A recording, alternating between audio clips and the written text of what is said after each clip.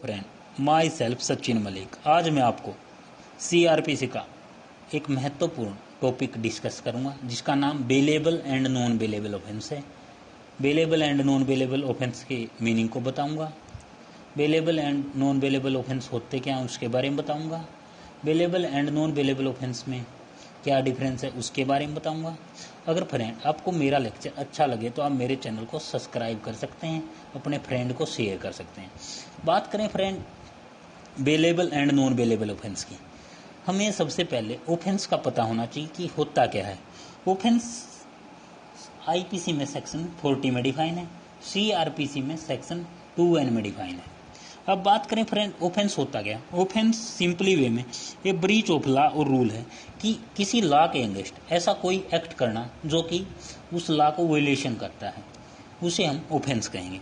अब बात करें फ्रेंड आईपीसी के बेस पे, आईपीसी में सेक्शन 40 में ऑफेंस डिफाइन है।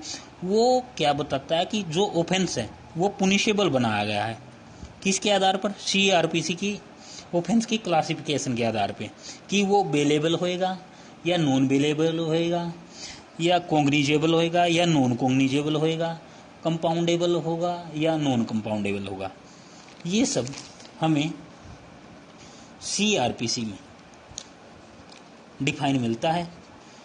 अब बात करें फ्रेंड सीआरपीसी की, सीआरपीसी में बेलेबल और non bailable offence procedural term है। अब बात करें friend bailable and non bailable की, उससे पहले मैं आपको बता दूं फ्रेंड बेल, जैसा कि बेल सीआरपीसी में कहीं पे डिफाइन नहीं है, लेकिन बेल का मतलब ये है कि किसी अरेस्ट पर्सन को छुड़वाने के लिए कोर्ट से कोई अमाउंट देना या किसी प्रॉपर्टी की सिक्योरिटी देना, किसको, कोर्ट को। कहाँ पे, ट्रायल के बीच में किसी बंदे की रिहाई करवाना। हम उसको एक्विटल नहीं बोलेंगे, हम उसको बेल बोलेंगे, राइट। बेल के लिए हमने किस कोर्ट में क्या करना पड़ेगा, एप्लीकेशन फाइल करनी पड़ेगी। तब अगर कोर्ट को ये लगता है नॉन बेलेबल केस में कि हाँ बेल बनती है तो वो बेल दे देगा। और बेलेबल ऑफेंस में एक्यूड का एब्सोल्यूट राइट है बेल लेना, राइट। और बेल के लिए कोर्ट अपने पास कुछ डॉक्यूमेंट, मतलब कुछ चीज़ें सिक्योरिटी पे लेती है, जैसे कि कोई अमाउंट, कोई प्रॉपर्टी डॉक्यूमेंट्स, राइट। तब जाके कोर्ट बेल ग्रांट करता है। अब बात करें फ्रेंड सीआरपीसी का सेक्शन 2A बात करता है bailable and non bailable offence की। अब बात करें फ्रेंड मैं एक बार डेफिनेशन पे आना चाहूँगा।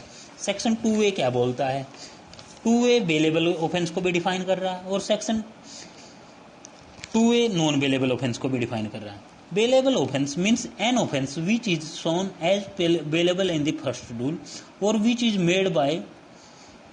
Made bailable by any other law for time being in force, and non-bailable offense means any other offense।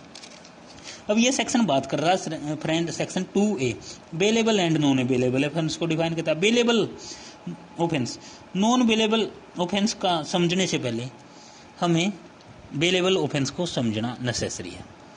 अब बात करें फ्रेंड बेलेबल ऑफेंस की। बेलेबल ऑफेंस को हम 3 तरह से पता कर सकते हैं कि वो बेलेबल है या नॉन बेलेबल है। फर्स्ट, वो ऑफेंस जिसे सीआरपीसी के फर्स्ट शेड्यूल में बेलेबल दिखाया गया है। सेकंड, या किसी अन्य लॉ के द्वारा उसे बेलेबल बनाया गया है। अन्य लॉ के मतलब किसी अन्य लॉ में आईपीसी को छोड़कर, जैसे कि इंफॉर्मेशन टेक्नोलॉजी एक्ट एग्जाम्पल के लिए, राइट, कोई ऑफेंस उसमें बेलेबल दिखाया गया है। थर्ड, जो नॉन बेलेबल से डिफरेंट है, ये मोस्ट इंपॉर्टेंट बात है कि जो ऑफेंस नॉन बेलेबल से डिफरेंट है उसे भी हम बेलेबल ऑफेंस बोलेंगे, राइट। अब बात करें फ्रेंड बेलेबल ऑफेंस की। बेलेबल ऑफेंस में बेल पाना एक्यूज का फंडामेंटल राइट है, जिसे कॉन्स्टिट्यूशन के आर्टिकल 20 एंड 22 डील्स करते हैं, प्रोटेक्ट करते हैं, राइट। अब बात करें फ्रेंड नॉन बेलेबल ऑफेंस की।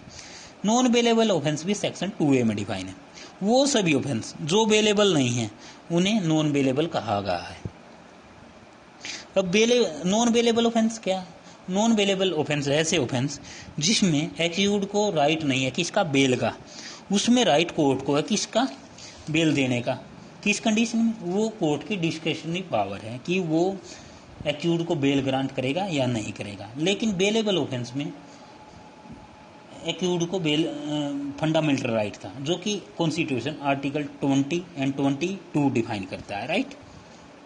अब बात करें फ्रेंड्स कुछ केसेज की जो कि बेलेबल हैं, जैसे कि 3 या 3 साल से ज़्यादा कोई ऑफेंस है उसे बेलेबल बनाया गया है, कुछ एक्सेप्शन के केस में छोड़ के, राइट। ऐसे ही नॉन बेलेबल केस, ऐसे ऑफेंस जिन्हें, अब बात करें फ्रेंड जिन्हें बेलेबल बनाया गया है जो कि 3 साल से ज़्यादा पुनिशमेंट वाले हैं।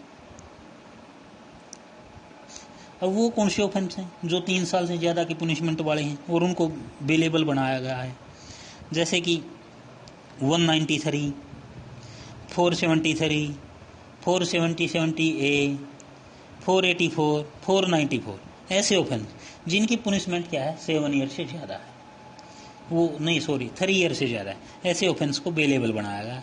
लेकिन बात करें फ्रेंड्स यहाँ bail and non bailable offence की, बेलेबल ऑफेंस और नॉन बेलेबल ऑफेंस में क्या डिफरेंस है। बेलेबल ऑफेंस वो ऑफेंस होते हैं जो कम सीरियस नेचर के हैं, राइट, और नॉन बेलेबल ऑफेंस वो होते हैं जो ज़्यादा सीरियस नेचर के क्राइम है, राइट, ऑफेंस हैं।